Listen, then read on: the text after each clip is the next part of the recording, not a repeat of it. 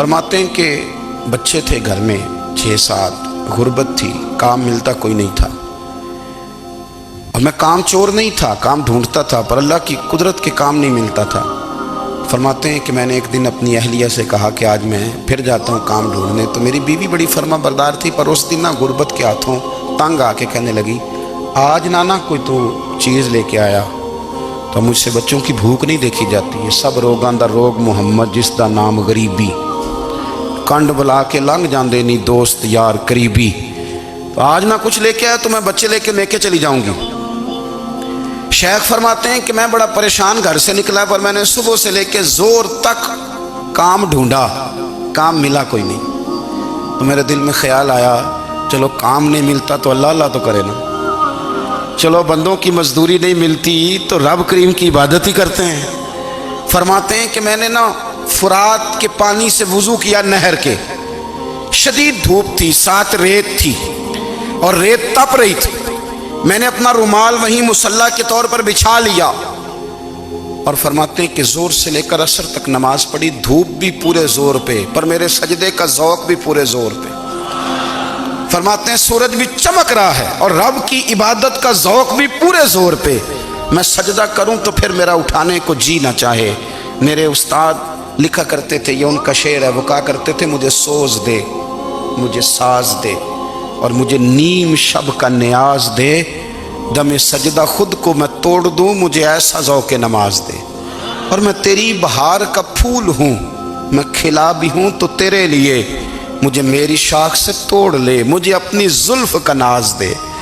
بھائی فرماتے ہیں کہ عصر تک میں نے نفل پڑھے، دل ڈھلنے لگا، عصر کی نماز پڑھی اور میں وہاں سے چلا۔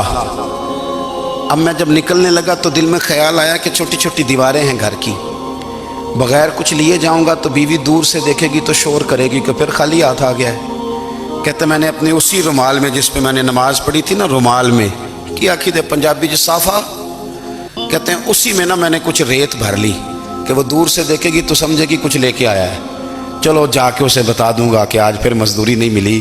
کہتے ہیں وہ ریت لے کر جب میں گھر میں گیا تو پہلے بیوی دروازے پہ کھڑی ہوتی تھی، پوچھتی تھی خالی ہاتھ آ گئے ہو؟ آج میں نے دیکھا تو ہے ہی کوئی نہیں۔ فرماتے ہیں میں اندر داخل ہوا، سلام لیے، کونے میں میں نے وہ رومال رکھ دیا اور میں نے آواز دی کہ بھلی مانس کہاں ہو؟ تو وہ کہنے لگی آپ منہ ہاتھ دھو لیں، میں روٹی لے کے آئی۔ میں نے کہا روٹی کہاں سے آ گئی؟ یہاں تو کئی دنوں کے فاقے، تو کئی دنوں کی غربت ہے، یہاں تو اس گھر میں تو فقیری ہے۔ فرماتے ہیں کہ وہ روٹی لے کے آئی اور اس وقت کی جو موجودہ نعمتیں تھیں، سمجھ لیں سلاد، اچار، ہر چیز ساتھ لائی۔ میں نے کہا کہ بچے کہاں گئے؟ کہنے لگی وہ کھانا کھا کے کھیلنے گئے، آپ کھانا کھا لیں آ جاتے۔ کھانا اس نے چن دیا۔